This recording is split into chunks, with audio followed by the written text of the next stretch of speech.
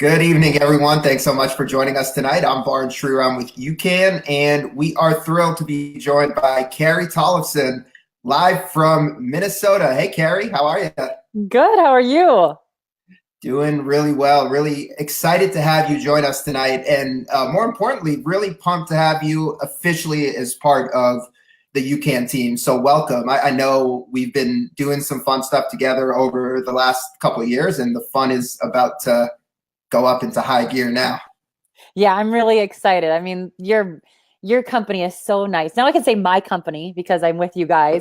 Um, Absolutely. but just such a great, team and, always just excited about helping others. And that's just kind of been my life too, is some people have helped me achieve my goals. And you guys are trying to do that with so many athletes, so many people, not necessarily athletes, but just across the board, trying to make people have a better and more productive life. I mean, who wouldn't want to join a team like that?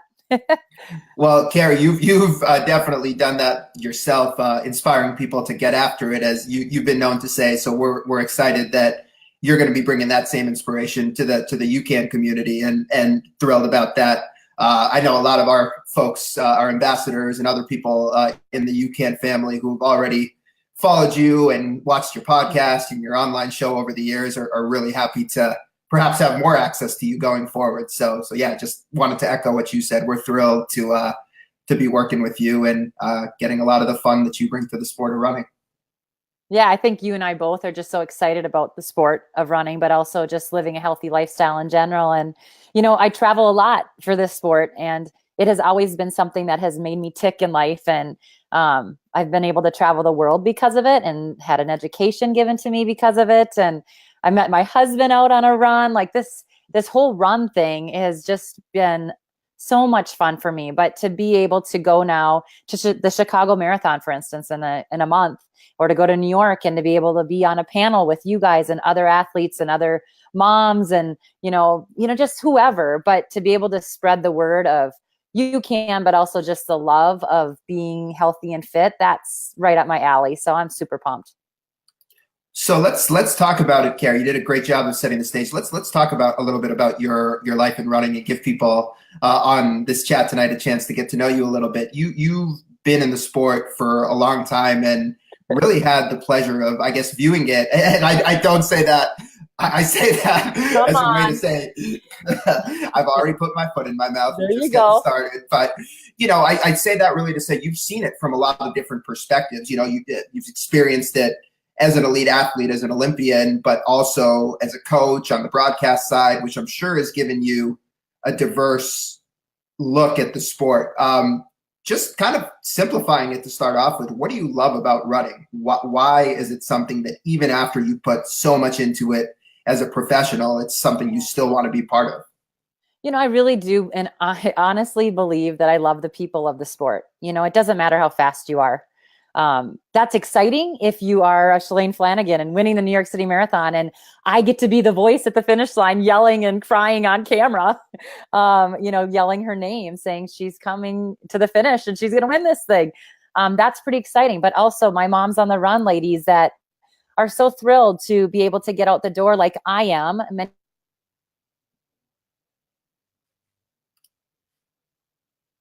Home trying to do the best they can as a mom, and they're just trying to make sure they stay healthy. And so it doesn't matter what kind of athlete you are, whether you are learning to walk a 5K, learning to run a marathon. For me, the people, it's about the journey. It's about finding what makes you tick in life, like I already talked about. And that, I think, is really sort of something that has drawn me to the sport in so many different ways. When I was a pro, yeah, I wanted to run fast. I wanted to make Olympic teams or make world championship teams. I wanted to make money.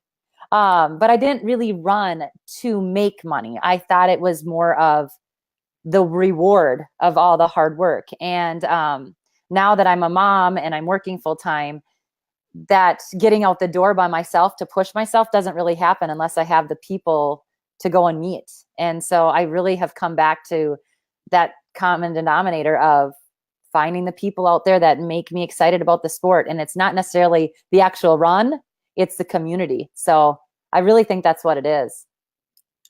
Now, Carrie, before I ask you the next question, I just had a one or two people in the comments mentioning that we were frozen for a short period of time, but I think we're back. So anybody who is tuned in live, if we are back, just give me a virtual thumbs up in the comments and let me know. But in the meantime, Carrie, so you talked about the love of running and what's helped you maintain that love of running over the years. But how about getting into the sport as a professional? Where did that hunger come from? Where did that confidence and realization come from for you, where you were aware that this was something you could do, not just for fun, not just for the love of the sport, but actually something you could do to make money and further your career? Well, I think it came early on. I started running when I was 12 years old. And in Minnesota, you can run at the high school level when you're that age. And in my very first race against my sister and my other teammates, I came up on my sister at about a mile into the race, and I didn't know what to do. I mean, she was a senior. She was a very good athlete, one of the best hurdlers in the state of Minnesota. And I thought, oh no, what do I do here? Do I pass my sister who's a senior and I'm in 7th grade, or do I just hang back? And in that first race, I learned what it meant to really dig deep and to get after it and to go for it. And I was nervous after I beat my sister that night. But she came up to me afterwards and she talked to me a lot that night. And she said, you know what? Don't let anyone stand in your way, even if it's your big sister. And, if you really love this, go for it. And it wasn't until maybe my sophomore year of high school where I really learned to love the pain, the pleasure and the pain of this sport. But I think I learned from 7th to 10th grade that I like to be competitive and I like to sort of see what I was made of. Now, from afar, looking at your running career, you accomplished a lot, national championships, and all sorts of incredible performances. But from afar, we look at the 2004 Olympics, and that seems like it would be the pinnacle of your career. Do you agree with that? And I guess, there's a reason we don't call people former Olympians. Once an Olympian, always an Olympian. Is that something still all these years, every time the Olympics rolls around, where you kind of get those chills or those memories come back to you? All the time. I was just at a high school cross country meet watching my niece, and a couple people came up to me. Minnesota is a small state, so a lot of people know each other here. And, they still, like somebody said, that's Olympian Carrie Tollefson. I'm like, what? It really happened. The Olympics were amazing, Baran. It's something that I can't really even explain. I kind of even get like a little emotional talking about it, because it wasn't just me that made that team. It was my entire family, my coaches. There's a lot of people that supported me and helped me get there. And it was a total dream come true, and so much fun to be able to wear the US and to know that you are one of the best athletes in the world. It's pretty surreal. And, I will never get back there, even though I wish. I'll never get back there as an athlete, but I'm so thankful that I had that opportunity. When we talk to other people who have achieved that that dream of qualifying for the Olympics, like thinking of talking to Meb, and he talks about in elementary school, when he ran his first mile, they said, oh, we've got a future Olympian here. And then we were talking to Sarah Sellers recently, who finished second at the Boston Marathon, and she was talking about how that's a dream of hers, to make the Olympics. And it just seems like, obviously, it's such a challenging thing to achieve. When did that become something for you that you were like, hey, I want to be an Olympian, and this is actually something that if I follow the right path, it's very much within my reach? Or was that even a goal that was something that really drove you? I think so. I kind of had I feel like a really healthy relationship with running. I was from rural Minnesota, where we didn't have the internet then. I'm that old that we didn't have the internet. And so when I went to Villanova, I knew that was the best running school in the nation. And for them to ask me to come and wear their jersey, that was pretty special. And I knew if I could be the best in the US at the NCAA level, then that would maybe mean I had a chance to go on and be a pro and to maybe get a shoe contract and then to run for the Olympics. So I would have to say that it took me until about my sophomore year, maybe going into my junior year at Villanova, where I was like, this could really be something. And I could probably do this, as a career and hopefully make that next step, which would be world championship teams and Olympic teams. So, it took until I was about 20, which is crazy to think that was 21 years ago already. But, it was pretty fun when my coaches would look at me and say, Carrie, you have this, you can do this. And my coaches were Marcus O'Sullivan, who's a 4-time Olympian, just an amazing athlete. He's run over 100 sub 4-minute miles. Like, who does that? And then Gina Procaccio, who was a US champion. They're both still at Villanova. And, when they look at you and say, you got something, you kind of believe it. So that was really special. And, Carrie, I know we've had all of our conversations have been friendly, but I'm a Syracuse guy. You're from Villanova. So we have butted heads a few times. So we have that little rivalry. I will tell you that we won the Big East championships at Syracuse one year, and I did the worm for 100 meters of that indoor 200-meter track. So I got a lot of memories at Syracuse. That's incredible. There has to be a video of that somewhere. How do we find that? I don't know if there is, but I could do it again if you need me to. Okay, perfect. We'll have to recreate that. Okay. One of the things you mentioned, Carrie, kind of growing up or being, a professional runner in the days where social media wasn't what it is today. But, for you were kind of one of the people that was really at the forefront in terms of developing a lot of videos and a lot of content in the running world. So where did that interest? And I guess since then, you've also, parlayed that into doing the TV broadcast for a lot of major races, the New York City Marathon, the Chicago Marathon, coming up this year. Where did that come from? Not everybody who's a runner likes to put themselves out there and show off their personality and talk about the sport.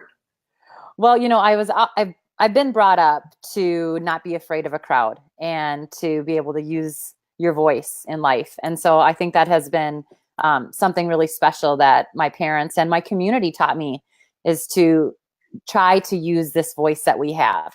So when I was at Villanova, actually, I studied communications with an emphasis in broadcast, and I did a lot of voiceover work for Villanova. I worked at Fox and at Comcast, Sportsnet, which was out in Philly. So I started, that was kind of my second love, was being in front of the camera. I didn't really love being on radio, but just being able to kind of use that, I guess, being on stage, if you can say that. I liked doing that. So when I finished second, I can't remember what year that was, 2002 or something, at the US Cross Country Championships, I was being interviewed by Tony Revis. And if maybe you all don't know him, but if there are some big track fans on this right now, they'll know the name Tony Revis, and you would know his voice if you heard it. And I said, I want your job, Tony. And he remembered that. And he, over my professional career, invited me to come to rock and roll marathons and other events that he was at that he needed a sidekick for.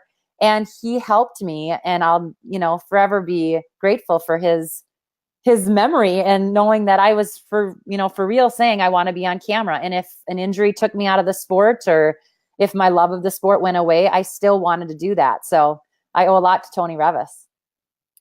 And, in addition, that's pretty cool to hear. It's kind of interesting, like right then you spotted that, hey, this is something I really want to do, and told him that. So that's pretty cool.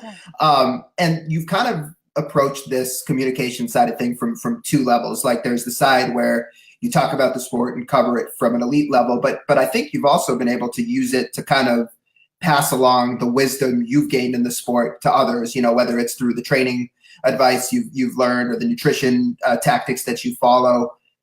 How much of that do you enjoy doing? Where did that come from, where it's not just about what I learned to make me a good runner, but how can I pass along what I learned to help everyone else become a great runner? Because again, I would say that's something that a lot of elite runners have to offer, but that's not something that everybody's interested in doing. Yeah, I think that just sort of comes natural when you want to give back to the sport. And especially I think when you have been at that high level for so long, it can be a little bit intimidating at times for people to think, well, Carrie's never been in my shoes. She's, never had to lose 50 pounds, or she's never had to learn to run a 5K.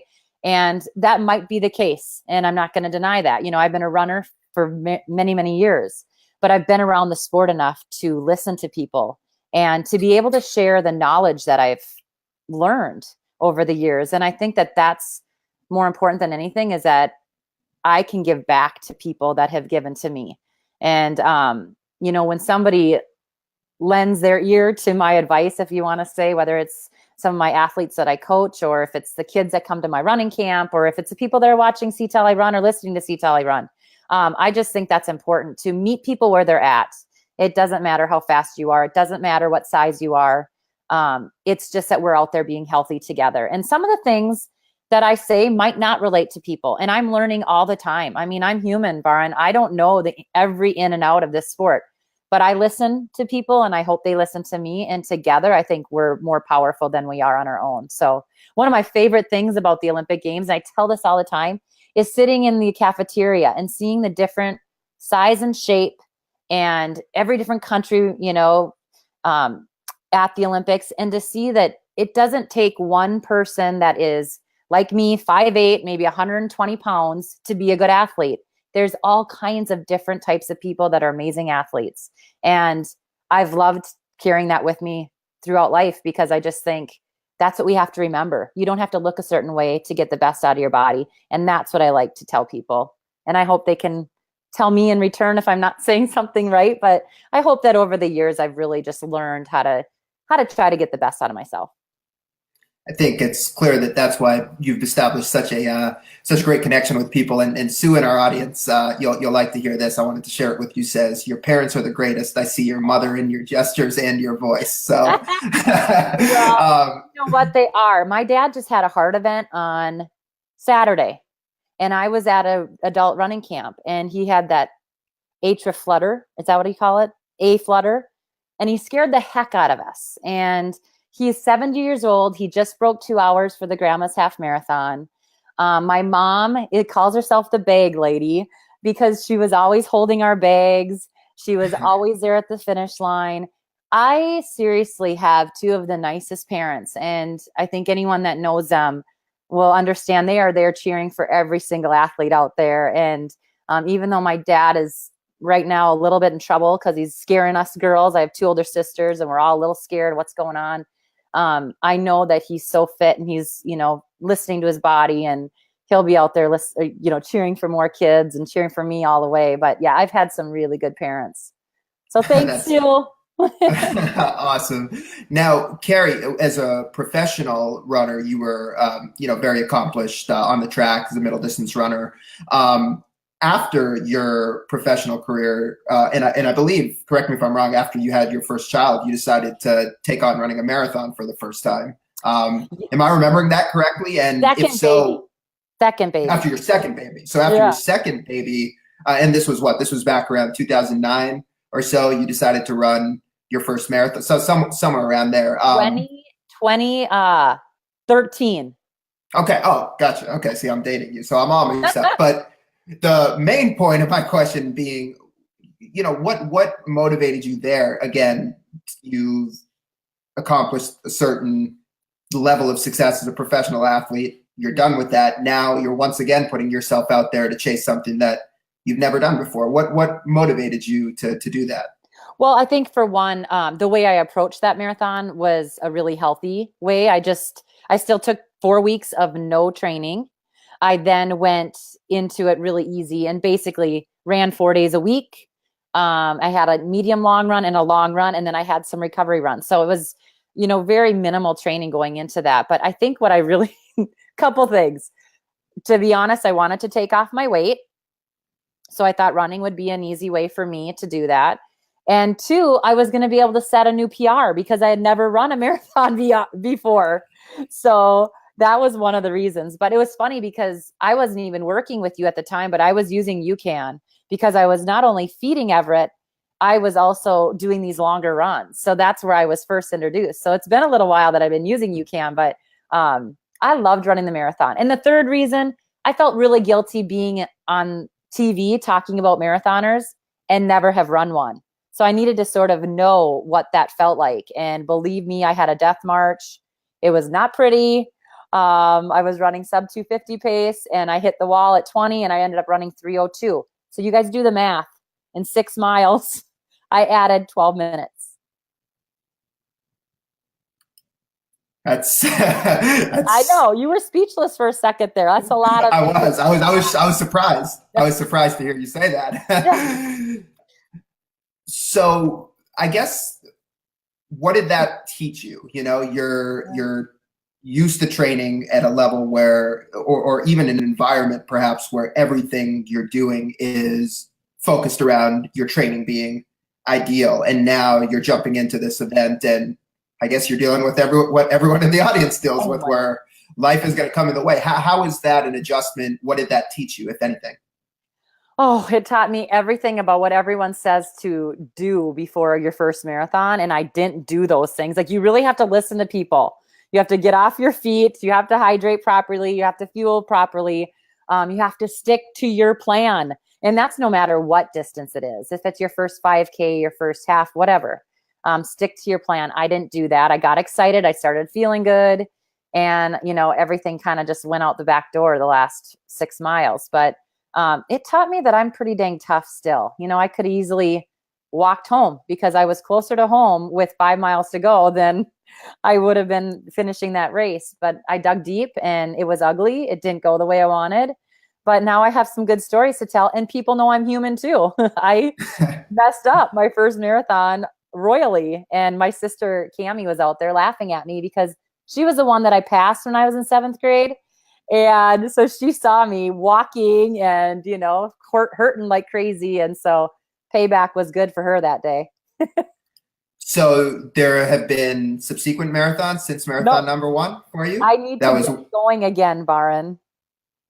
But I was going to say, I know you still are, whether you're running the marathon or not, you're still routinely, you were recently doing a long run challenge, and maybe you're still involved with this, where you're getting the miles in and the long miles in still. So give us an idea. What does your training look like? And even when you're not training for a race specifically, how do you keep yourself motivated where you're still running lots and lots of miles, even though there's not a specific goal, a race goal, I should say, in mind? So, Varn, a lot of people think I run a lot of miles. I don't. I run like 20 or 30 miles a week. And that to some people is a lot. But for me, a girl that's run 60 to 100 mile weeks for many, many years of my life, the majority of my life, that's not that many miles. So when I was doing my progression, which I do every spring, and I might do one this fall, I start at 10 miles and I work myself up to 20. And each week I add 1 mile to my long run. That long run was 50% of my weekly mileage. No joke. So in one day, I did a lot of mileage. The rest of the week, I do some short runs. But, you know, that's kind of how life is.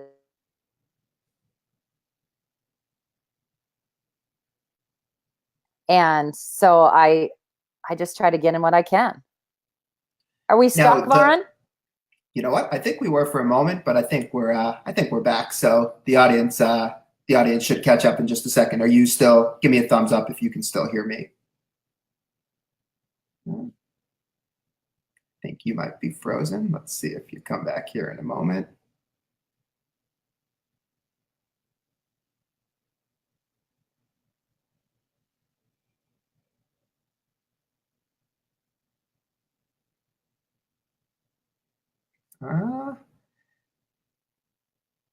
We are on. All right, Carrie, are you back? I think they can see me. I'm not sure if they can see you or not. Oh, now you're moving. I think we're back. Give me a thumbs up if you can hear me, Carrie. Thanks to everybody on our live audience. As you can see, this is the beauty of live TV. You guys can still hear me? Oh, perfect. Yep, we can hear you. I'm looking, awesome, and Deborah said she can still hear me, but I can't hear Varun, so. How about now? Well, oh, shoot. Well, I want to say, if those of you guys who are watching, this is one of my favorite things to drink with UCAN. It's their Hydrate Drink. This is the new brand or new flavor. It's watermelon. Super good. Use it after your runs, during your runs. A lot of, oh, there you are. I'm just all right. I was telling everyone about my favorite products. Awesome. So perfect, Carrie. Me and you can hear each other. And you led right into my next question. See, we're all in sync. You were actually mentioning when you first started training for your first marathon, that's when you had heard about UCAN. So yeah, I just wanted to ask you kind of what appealed to you about it at the time when you first heard about it, and how have you been, mostly implementing it in your training since you started using it more regularly? Yeah, I used a lot of the super starch when I was doing my long runs before, during, and even a little bit after. And that was kind of my favorite thing to use. But now I'm using the Hydrate a lot as well. And it's so good and light. And I know it's healthy for me. But I think one of my favorite things, I am a chocolate milkshake girl, like every night. My dad and I had milkshakes my entire, 18 years I was at home with them. And then I carried that on as an adult, even when I was racing. And so I was just showing you guys this, the super starch, the chocolate. I use this a lot after my runs. And seriously, I put it in a little milk, and it is like my milkshake in the morning. And now I get to have milkshakes all the time during the day, and I know they're healthy. That's awesome. And from an energy standpoint, Carrie, especially when you were talking about the marathon and utilizing UCAN from the marathon, obviously, as a professional athlete, I'm sure you've tried everything and anything under the sun, in terms of nutrition and fueling yourself. What have you felt that might be different about UCAN, or what's the feeling that you feel like you get from it that appealed to you? Well, I'm going to be real honest, people. I mean, when you're a runner, you can be an open book, right? So, runners like to know where the porta potties are. They like to know where the bathrooms are. They like to have that all planned out. And I would have to say most of my running friends throughout my career, that's where our running routes have been planned around. Like, where's the open restrooms? Where's this and that? Because it's inevitable. We're going to have to use that, right? And I would have to say, after starting to use the super starch during my runs, before my runs, I have not had the runs. Sorry, I just had to say it. So that might be a new commercial for us. But anyway, that's only you can deliver it quite like that. Oh my gosh. But anyway, it has been gentle on my stomach, and I think that is what I like. At first, Varn, I'm going to say it took me a little while to really love the taste of it. At first, it was different. I didn't dislike it. It just was different. And now it's so nice to have on my runs. I know the whole science behind it is you shouldn't have to necessarily have it on the run unless you're going really far.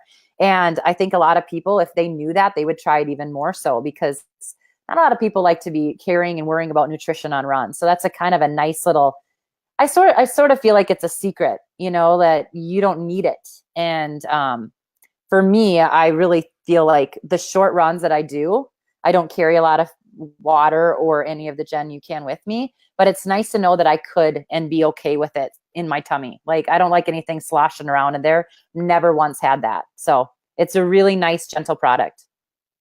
Now, it's great to hear how, you've utilized it for yourself. And I don't know how much we've got into this yet, but, you coach as well. And you have a lot of runners that are moms through, that you coach that also have various fueling challenges and nutrition challenges that they're working through. What are sort of, just stepping back even outside from UCAN, like, what do you find that the challenges people face when it comes to fueling are that you most commonly hear as a coach?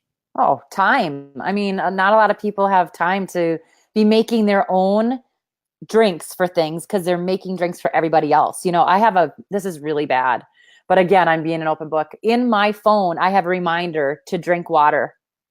And I have to remind myself of that, because I'm filling water bottles up for 3 kids and now a husband that's training for the Ironman. So, I'm constantly thinking about that. I tell all my athletes, get your water in, hydrate, rehydrate, fuel before, like telling everybody else. And guess what? This girl's the last person to do it. And so now that I get to represent this company, but also have that reminder to put my health first at times, that's nice. So I have to remember to do that. And I think that's one of the biggest things at Moms on the Run.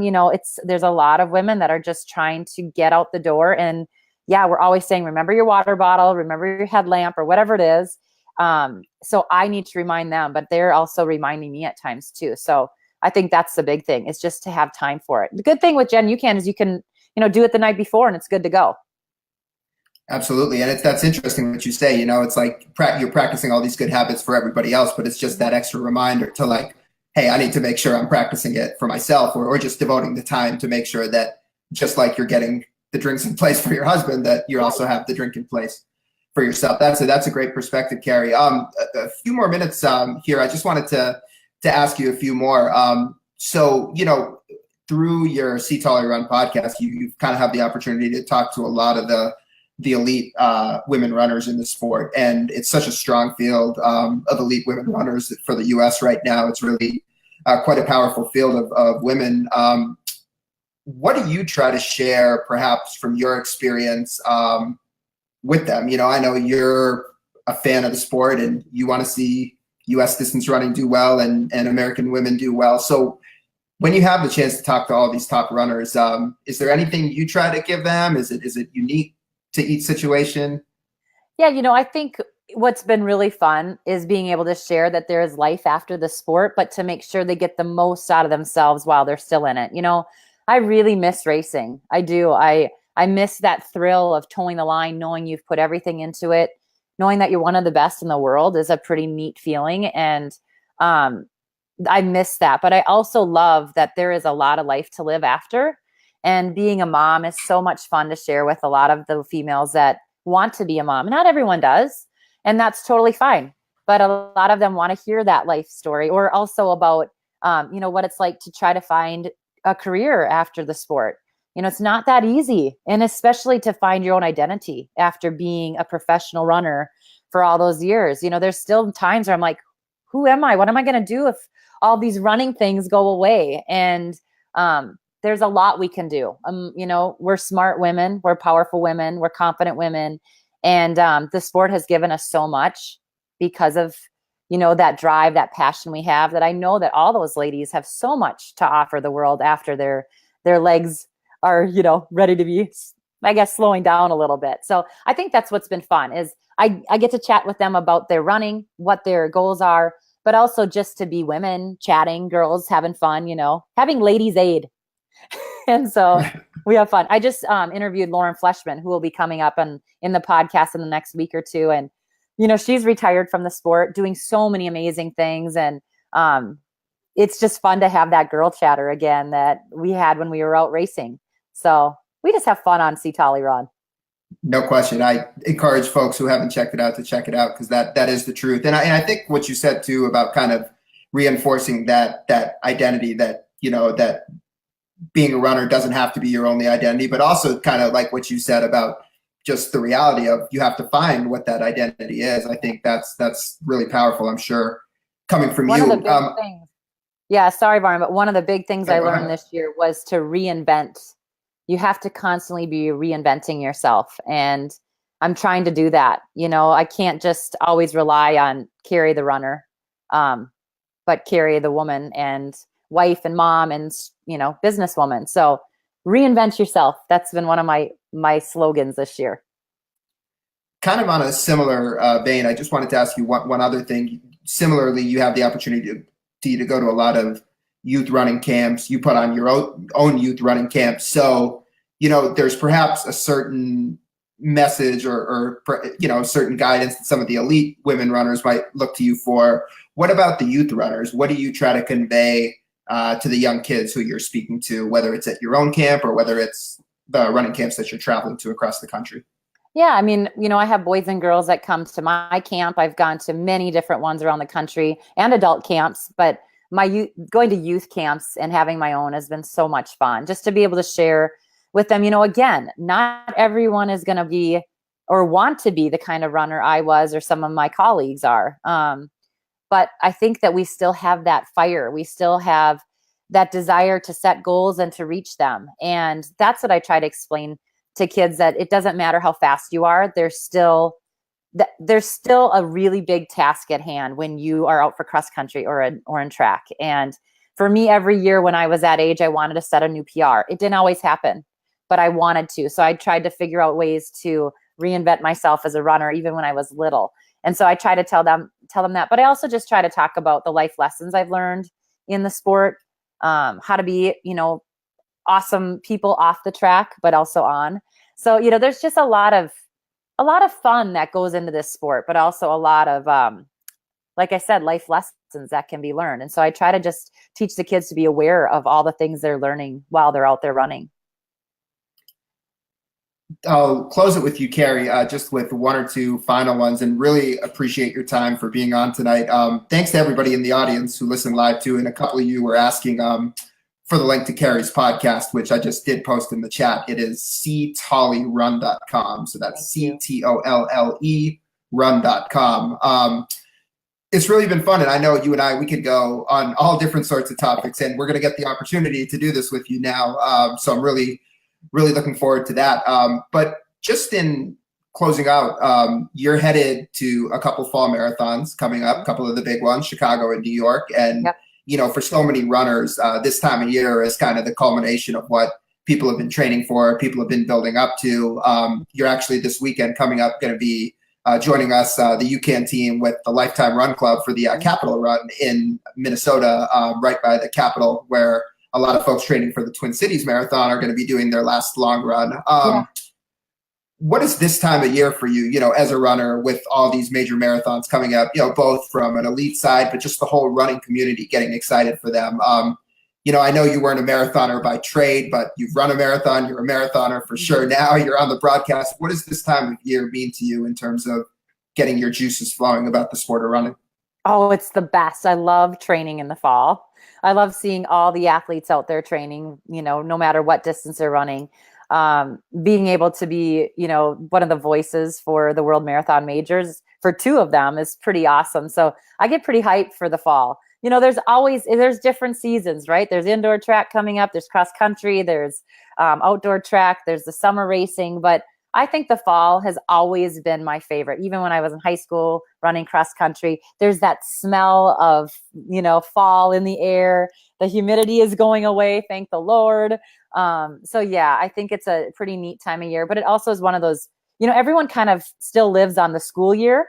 And for me, it's like the new school year. So I have all these new goals for the rest of the year. And then, you know, for 2019. So I'm always excited once the summer is sort of done and we can kind of reboot again. So it's going to be a great fall. I'm so excited to be out there at the Capitol Run this weekend with Lifetime. And I'm going to be in Chicago, like you said. I'll be in New York in November. I'll be in San Diego, hopefully, for the Foot Locker Cross Country Championship. So yeah. And you know what? Boston Marathon entries are going in this week. It's just crazy. It's so much fun. I love it.